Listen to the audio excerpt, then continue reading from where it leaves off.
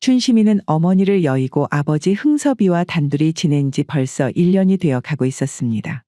아버지 흥섭이는 보부상으로 제법 이름을 날리고 있었는데 장사를 나가는 날이 많아 딸 춘심이를 혼자 집에 둬야 하는 일이 잦아 항상 마음에 걸렸지요.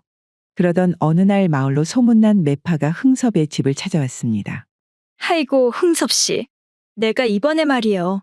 좋은 소식 하나를 가지고 왔구만이요. 말숙이 아주머니, 좋은 소식이라니 어떤 것을 말씀하신대요? 매파가 가지고 오는 좋은 소식이 뭐가 있겠습니까? 내 흥섭 씨를 위해서 괜찮은 혼처를 하나 알아가지고 왔는데, 이제는 어떻게 새 장가드는 것을 한번 생각해 봐야 하지 않겠습니까요?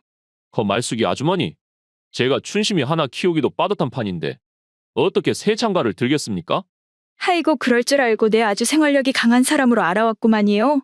옆마을에 살고 있는 과부인데 말이어요. 남편과 사별하고 혼자서 어린 아들 하나를 키운다고 하는데 어찌나 야무진지 그쪽 마을 사람들이 아주 칭찬이 자자하더구만이요. 내가 봤을 때는 흥섭 씨 같은 분하고 살림을 합치면 아마 부자가 되는 것은 시간 문제 아니겠습니까? 매파의 말을 듣고도 흥섭이 여전히 망설이는 태도를 보이자 매파는 흥섭이를 더욱 설득하려는 듯 말을 이어갔습니다.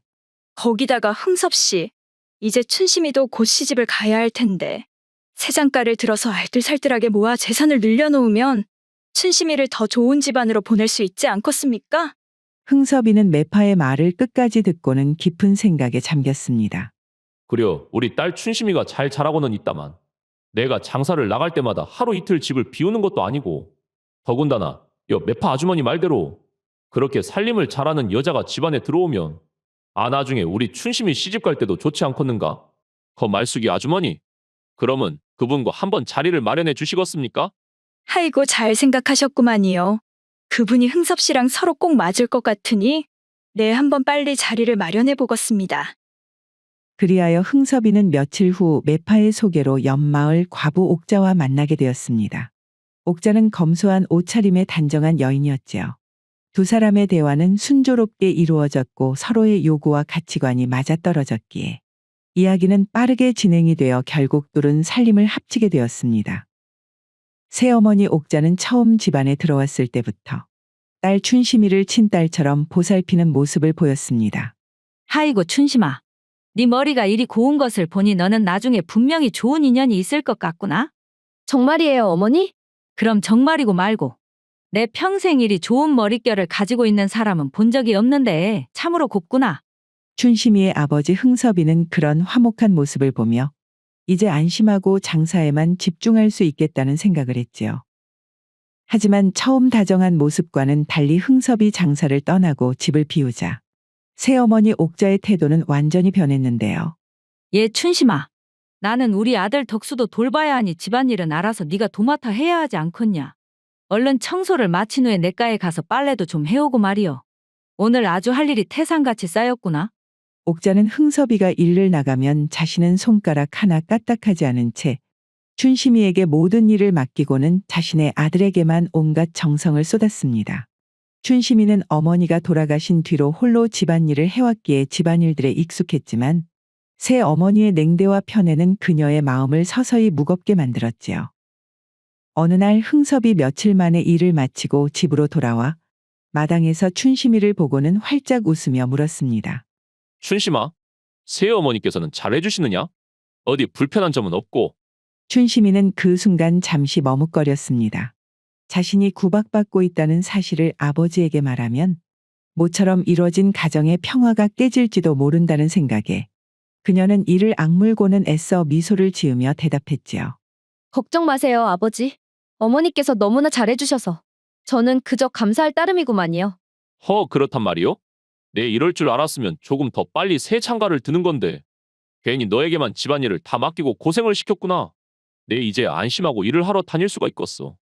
그리하여 흥섭이는 자신의 딸이 새 어머니에게 구박받는 줄은 꿈에도 생각하지 못한 채 이제야 안심하고 본격적으로 일을 할 수 있겠다는 생각을 했습니다.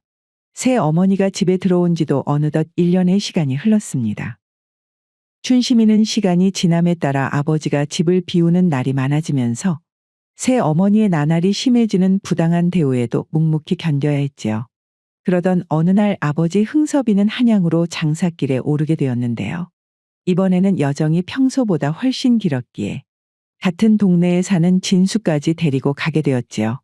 춘심아, 아버지가 이번에는 한 달 정도 집을 비울 것 같구나. 그 어머니 말씀 잘 듣고 집안일도 좀 도와드리거라잉. 아이고, 그것은 걱정하지 마셔요, 아버지. 춘심이는 아버지를 배웅하며 걱정스러운 마음을 감추고는 웃음을 지어 보였습니다. 그렇게 흥섭이 떠난 지 보름쯤 지났을 무렵 춘심이는 새 어머니의 명에 따라 이웃집 밭에서 품삯이를 하고 있었는데요. 내리쬐는 햇볕에도 쉴 틈 없이 한참 동안 일을 하던 차에 춘심이는 멀리서 누군가 자신을 향해 다가오는 것을 느껴 고개를 들어 확인을 해보니 그는 다름 아닌 아버지와 함께 떠났던 진수였지요. 진수 아저씨? 아버지는 어디 가시고 혼자 오셨단가요? 춘심아, 꽃 놀라지 말고 들어라잉. 진수의 목소리는 떨리고 있었고 춘심이는 불길한 예감에 가슴이 두근거렸습니다. 우리가 산을 넘는 도중에 그만 산적을 만나게 되었구만. 너희 아버지는 짐을 지키려다 산적들에게 무참히 당하고 그만 돌아가셔버렸다, 춘심아. 그게 무슨 말씀이세요? 아버지가 돌아가셨다니요? 흥섭이 성님은 끝까지 짐을 지키려 했는데 산적들의 수가 너무 많았구만. 나는 성님께서 지켜주신 덕에 가까스로 목숨만 건져 너에게 이 소식을 전하러 달려왔구만.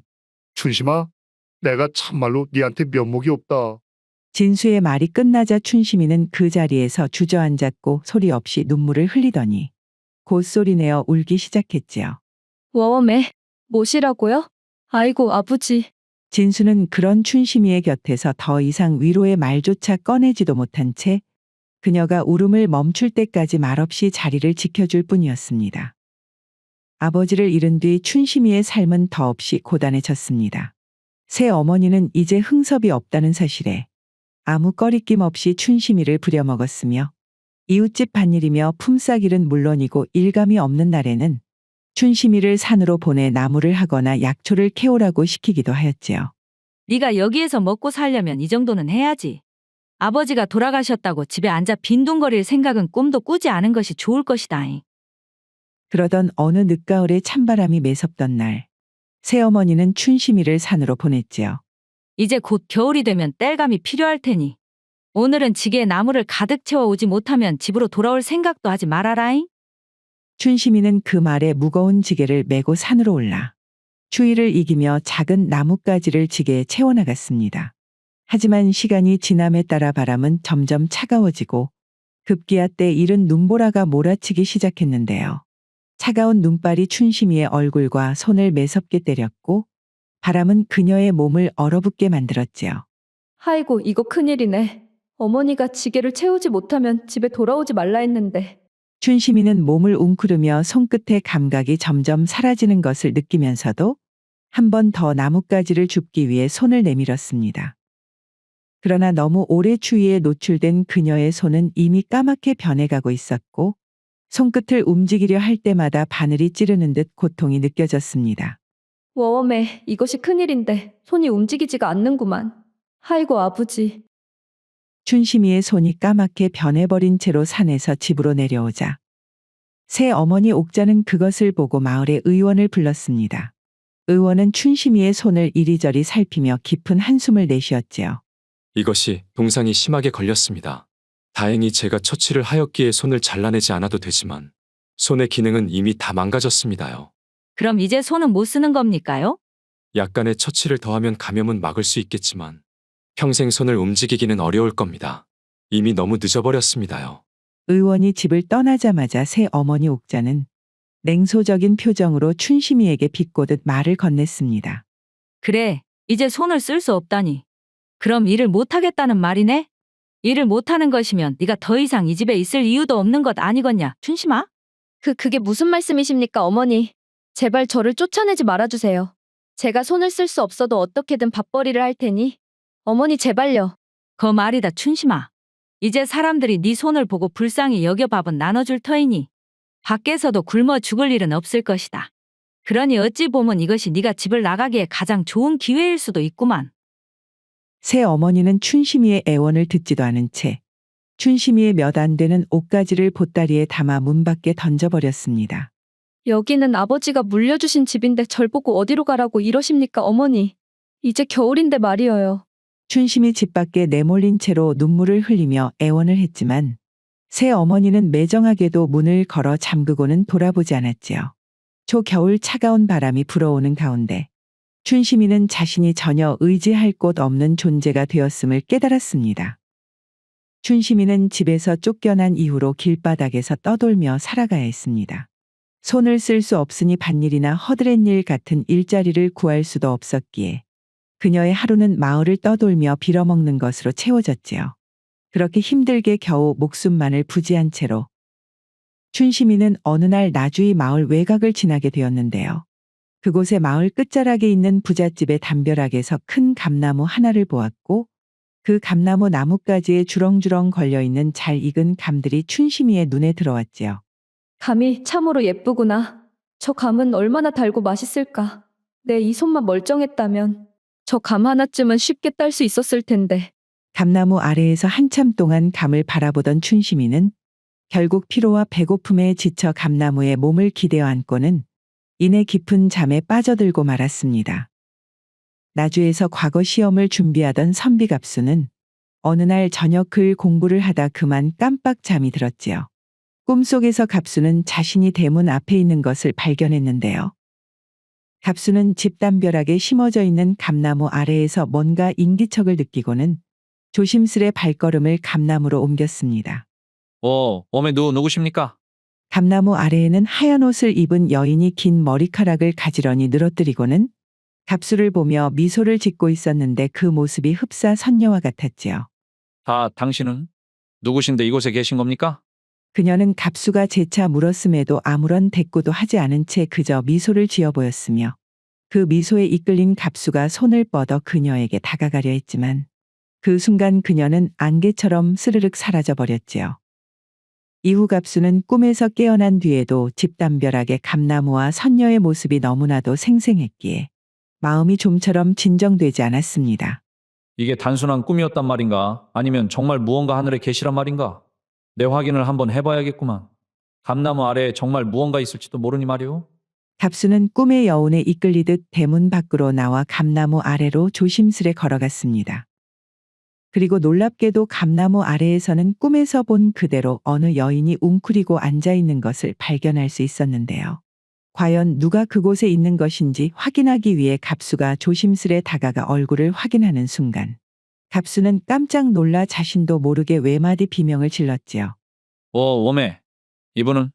그곳에 앉아서 자고 있는 여인의 행색은 초라했고 손은 까맣게 변해 있었지만 그녀의 얼굴은 분명 꿈속에서 본 선녀와 똑같았기 때문이었지요. 저기 일어나 보시오. 여기서 이렇게 있으면 추워서 큰일 나겠소. 춘심이는 갑작스러운 손길에 깜짝 놀라 눈을 떴습니다. 누구신가요? 나는 이 집 주인이오. 그런데 당신은 어찌하여 이 한밤중에 감나무 아래에서 잠들어 있는 것이오? 저는 어디에도 갈 곳이 없어서 잠시 쉬는 곳을 찾다 그만 이곳에서 잠들었습니다. 날이 이렇게 추운데 여기 계시지 마시고 일단 우리 집으로 들어가 따뜻한 차라도 마시며 몸을 녹이시오. 그 이후의 이야기는 차차 하도록 합시다. 네? 저 같은 사람을 집에 들여도 괜찮으시겠습니까? 춘심의 물음에도 갑수는 고개를 끄덕이며 춘심이와 함께 집 안으로 들어갔습니다. 춘심이를 데리고 집에 들어온 갑수는 어머니의 방으로 가 춘심이를 소개하고는 자신이 꾼 꿈에 대해 이야기를 했습니다. 어머니, 이것이 혹시 하늘이 제게 무언가를 알려주려고 미리 꿈으로 먼저 보여준 게 아닌가 합니다. 갑수의 어머니는 춘심이를 유심히 살펴보았지요.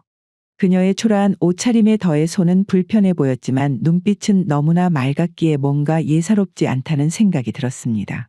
네 말대로 정말 범상치 않은 아이로구나.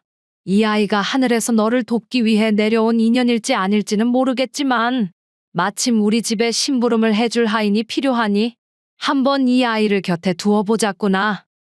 그리하여 춘심이는 갑수 어머니의 허락을 얻어 갑수의 집에 머물 수 있게 되었지요. 이후 춘심이는 손을 쓸 수 없는 상황에서도 최선을 다해 집안일을 도왔으며 특유의 성실함과 맑은 성품으로 갑수 어머니의 마음을 조금씩 움직였습니다. 그리고 시간은 1년이 흐르고 하루는 갑수의 어머니가 갑수를 조용히 방으로 부르더니 갑수야, 내 그동안 많이 생각을 해봤는데 춘심이를 네 아내로 삼는 것이 어떻겠느냐? 내 1년간 춘심이를 지켜본 바 그 아이가 요즘 보기 드물게 성실하고 착한 심성을 지녔으니 춘심이가 정말 하늘에서 내려온 선녀일지 아닐지는 모르겠으나 확실히 네 배필로는 나쁘지 않을 것 같은데 말이다. 저도 춘심이가 곁에 있으면 마음이 든든해지는 것이 어머니와 같은 생각입니다. 갑수는 처음 춘심이를 감나무 아래에서 본 순간부터 특별한 마음을 품고 있었기에 어머니의 말을 듣고 기꺼이 혼인을 결심했고 둘은 혼례를 치르게 되었습니다. 시간은 또다시 춘심이 갑수와 혼례를 치른 지 1년 정도 지나고 춘심이는 갑수의 아이를 가지게 되었고 점점 산달이 다가오는데 하필이면 갑수가 과거 시험을 보기 위해 한양으로 올라가야 하는 일이 생겼습니다. 갑수는 자신이 없는 사이에 부인 춘심이 혼자 아이를 낳는 것이 계속 마음에 걸려 떠나기 전 부인 춘심이에게 당부하였지요.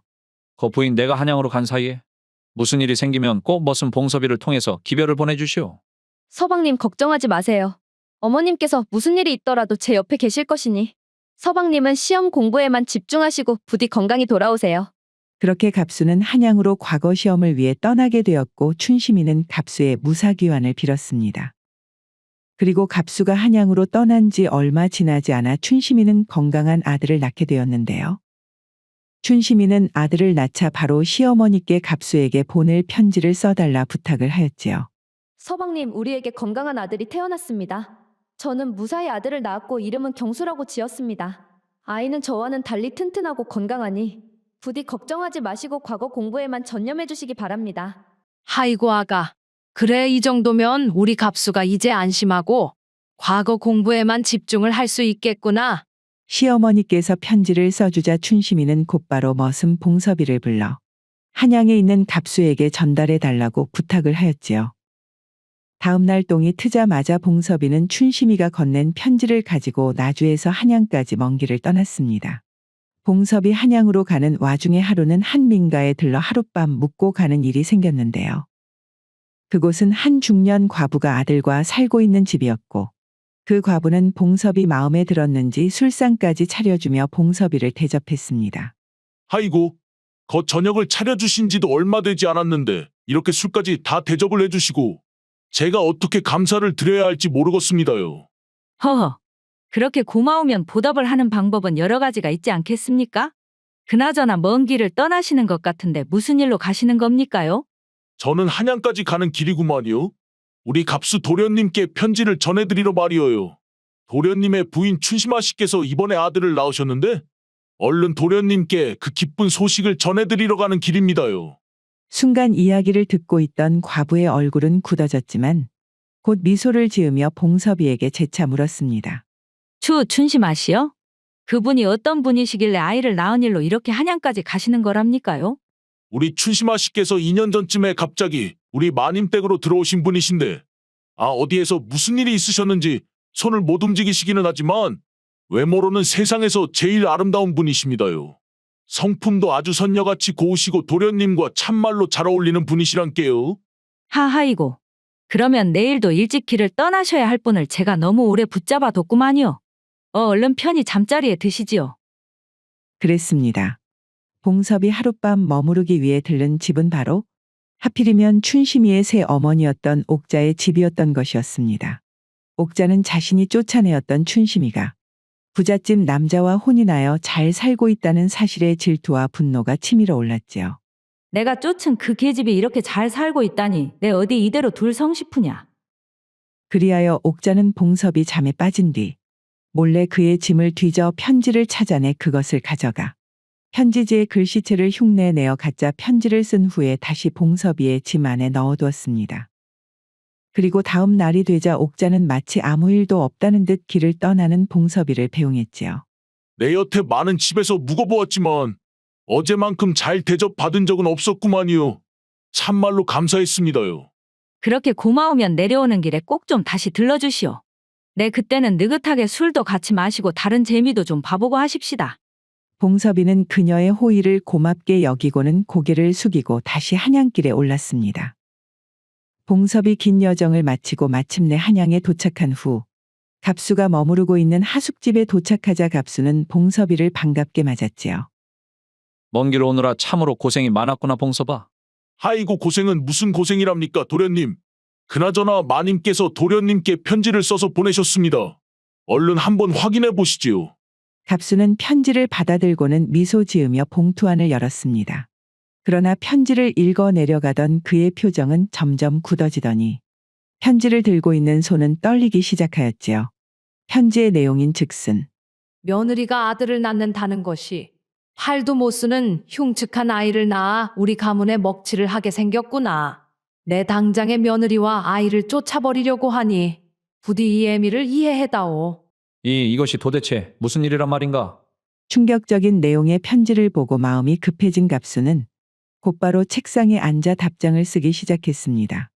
어머니, 만약 아이가 팔을 못 쓰는 아이라고 하더라도 이는 하늘의 뜻으로 받아들여야 합니다. 며느리와 아이를 내쫓지 마시고 제가 과거를 마치고 집으로 돌아갈 때까지 기다려 주십시오. 모든 것은 제가 돌아가 직접 확인하겠습니다. 편지를 쓰고 난 갑수는 봉섭이에게 봉투를 건네며 당부했습니다. 봉서봐, 이 편지를 가지고 최대한 빨리 나주로 돌아가거라. 한시가 급한 일이니 최대한 빨리 돌아가야 한다. 알겠습니다, 도련님. 무슨 일인지는 모르겠지만 제가 최대한 빨리 가겠습니다. 봉섭이는 나주로 가는 도중에 지난번 한양으로 올 때 머물렀던 과부의 집이 머릿속에 떠올랐지요. 그렇게 고마우면 내려오는 길에 꼭 좀 다시 들러주시오.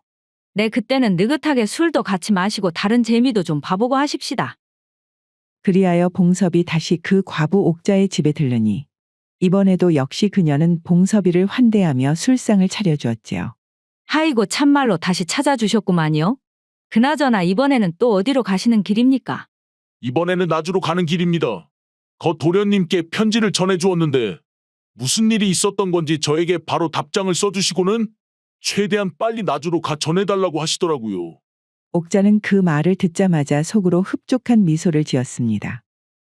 시간은 밤이 깊어가고 봉섭이 또다시 술에 취해 업어가도 모를 정도로 잠에 취하자 옥자는 다시 한번 봉섭이의 짐을 뒤지고는 편지 봉투를 발견하였는데요. 무엇이라? 팔을 못 쓰는 아이라 해도 며느리와 아이를 내쫓지 말라니 참말로 깨가 쏟아지는구만. 내 이것을 그대로 그냥 두고 볼성 싶으냐? 옥자는 지난번처럼 다시 편지지를 꺼내 아기에 가득 찬 내용을 쓰고서는 그것을 봉투에 봉인한 후 원래 자리에 돌려놓고는 비열한 미소를 지었습니다. 며칠 후 봉섭이는 나주에 도착하자마자 갑수에게 받은 편지를 갑수의 어머니에게 전달을 하였습니다. 마님, 도련님께서 무슨 일이 있으신 건지 서둘러서 답장을 쓰시고 마님께 확인을 부탁했습니다. 갑수의 어머니는 봉섭이에게 편지를 받아들고는 읽기 시작했는데요.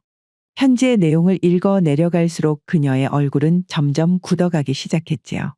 어머니, 편지로는 전부 다 설명할 수는 없지만 당장 제 아내와 아이를 내쫓아야 합니다. 그렇지 않으면 제가 살아서는 나주로 돌아갈 수 있는 길이 없습니다. 우리 갑수가 이런 말을 할 리가 없는데 도대체 한양에서 무슨 일이 벌어지고 있는데 이런 편지를 보낸단 말이냐.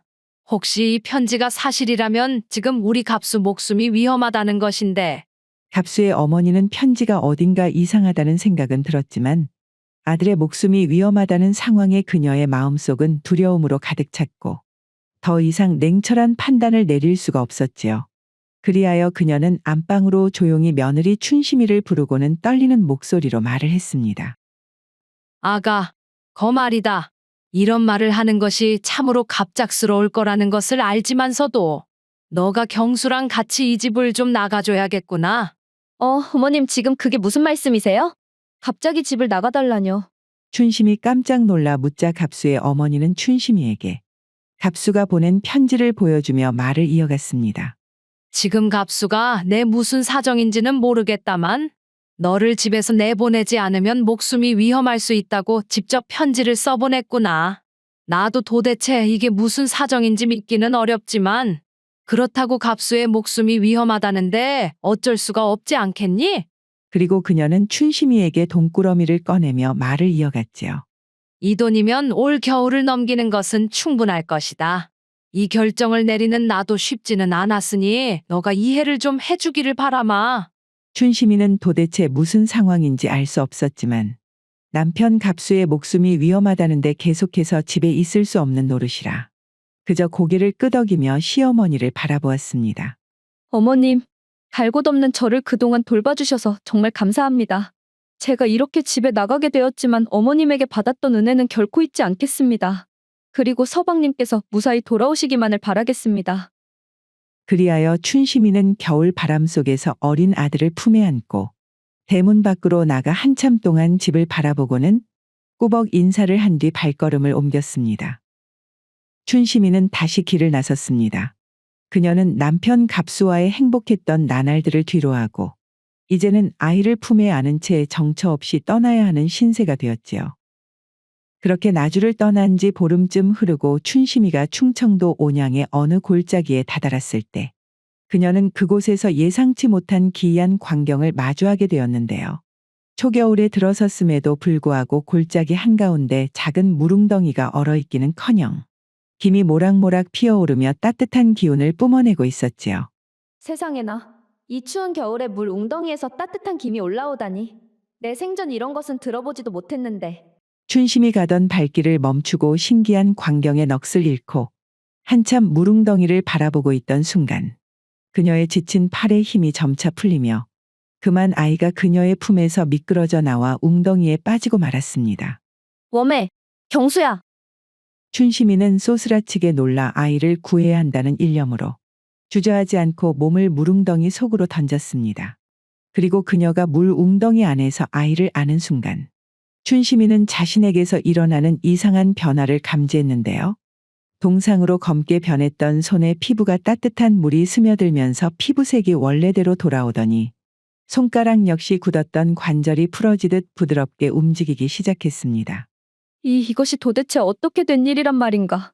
하늘이 나와 우리 아이를 버리지 않으셨구만.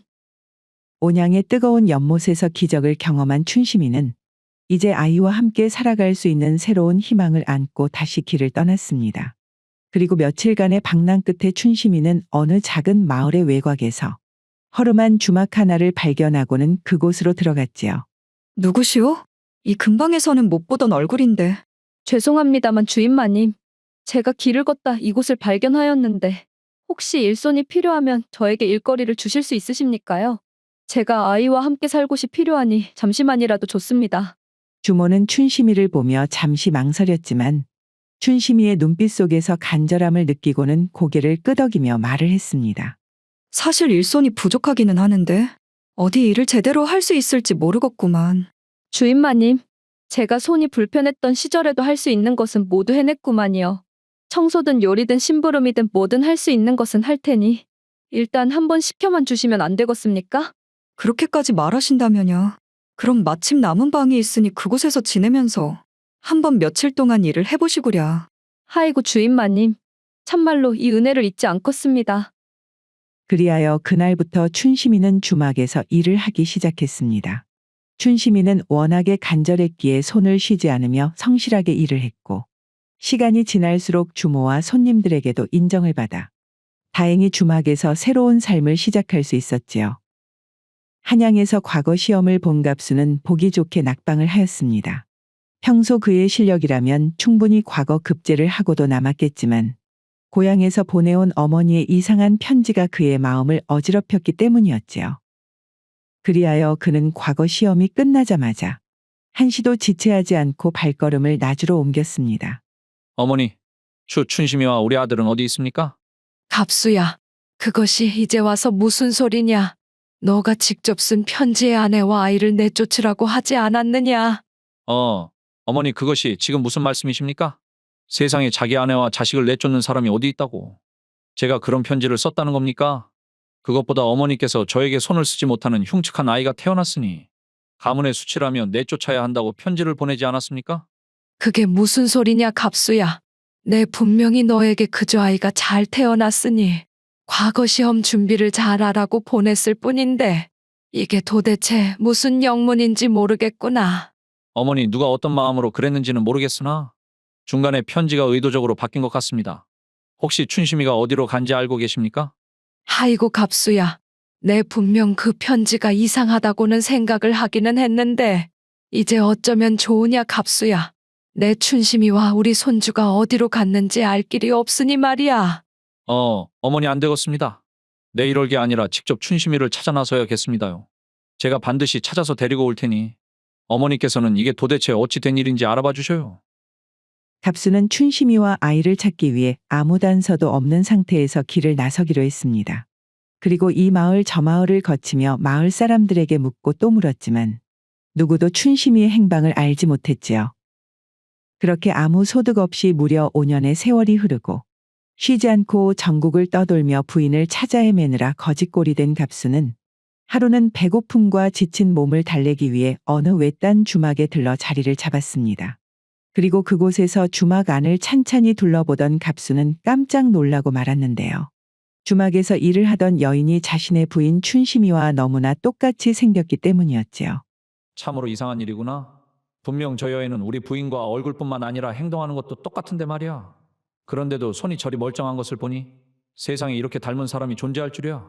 한편 그곳에서 일하는 춘심이 역시 손님으로 온 사내를 보고 깜짝 놀라기는 마찬가지였습니다. 아이고 어쩌면 저리 우리 서방님과 닮았을까? 춘심이는 그 사내를 보고 가슴이 철렁했지만 이내 고개를 저으며 속으로 생각했지요. 우리 서방님이라면 지금쯤 이미 과거에 급제의 관직에 올랐을 텐데 저런 허름한 차림으로 이곳에서 밥을 먹을 리가 없지. 내 그리움이 깊어지니 다른 사람도 우리 서방님처럼 보이는가 보구나. 그렇게 생각을 하고 춘심이 다시 일을 계속하려던 순간 놀라운 일이 벌어졌습니다.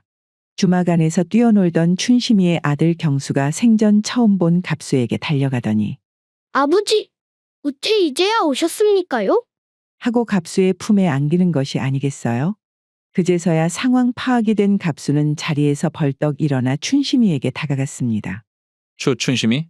자, 자네 춘심이 맞는가? 이 아이는 우리 아들이고. 아이고 세상에. 이것이 눈이 있어도 다 소용이 없구만요. 아버지 얼굴을 태어나 한 번도 본 적이 없는 우리 아들이 우리보다 먼저 지 아버지를 알아보니 말이에요.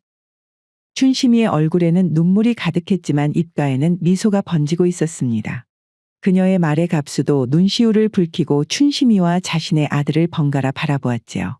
그렇게 둘은 5년이라는 긴 세월 동안 쌓인 상처와 고난을 눈물과 미소로 녹이며 마침내 재회했습니다. 이후 갑수와 춘심이는 나주의 집으로 다시 돌아왔습니다. 갑수의 어머니는 춘심이를 보자마자 눈물을 흘리며 다가와 춘심이의 손을 잡았지요. 아이고, 춘심아. 이 모자란 나 때문에 그동안 얼마나 고생이 많았냐 그래. 내 그 편지를 확인해 보지도 않고 너랑 우리 손주를 쫓아버리다니. 내 미안하다는 말 말고는 너한테 할 수 있는 말이 없구나. 어머니, 이제 다 지나간 일이에요. 중요한 것은 우리가 이렇게 다시 만났다는 것이니 저는 이제 그걸로 충분합니다요. 갑수의 어머니는 춘심이의 너그러운 말에 눈물을 훔치며 고개를 끄덕였습니다. 그래, 네 말이 맞다. 우리가 일이 다시 하나가 된 것이 무엇보다도 중요한 일이지. 그동안 참말로 고생했다, 아가. 마침내 모든 가족이 재회하게 되자 갑수는 다시 과거 시험 준비를 했습니다. 오랜 세월 동안의 방랑과 고난은 그의 마음을 전에 없이 더욱 단단하게 만들어 주었기에 마침내 갑수는 과거 시험에 합격을 하게 되었고 부인 춘심이의 내조를 등에 업고는 관직에서도 승승장구하였습니다. 이후 그들의 이야기는 마을에 퍼져 마을 사람들 사이에서도 오랫동안 화제되었다고 하네요. 춘심이의 계모 옥자는 어떻게 되었냐고요? 갑수가 춘심이를 찾아 집을 나선 이후 갑수의 어머니는 머슴 봉섭이를 추궁하여 한 과부가 중간에 편지를 일부러 바꾼 것을 알아내고는 그녀를 관아에 고발을 하였습니다. 제가 무슨 잘못을 했다고 이러십니까? 저는 그저 제 집에서 손님을 맞았을 뿐입니다요. 아이고 인두껍을 쓰고 참으로 뻔뻔하구만요. 원님 그것이 말입니다. 처음에는 태어난 척 모르는 일이라고 잡아댄 그녀는 봉섭이가 증인으로 나서 그녀가 술로 자신을 취하게 한 후 편지를 바꾼 이를 원님께 증언하자 마침내 원님의 심판을 받게 되었지요. 내가 꾸민 음모로 인해 한 가정이 파탄날 뻔했으며 무고한 여인과 아이가 죽을 고비를 넘기게 만들었으니 이 죄는 결코 가볍게 처리할 것이 아니다. 결국 옥자는 관아에서 죽도록 곤장을 맞고는 옥에 갇히게 되었는데요. 얼마나 심하게 곤장을 맞았는지 이후 다시는 일어설 수도 없는 안진뱅이가 되었다고 합니다.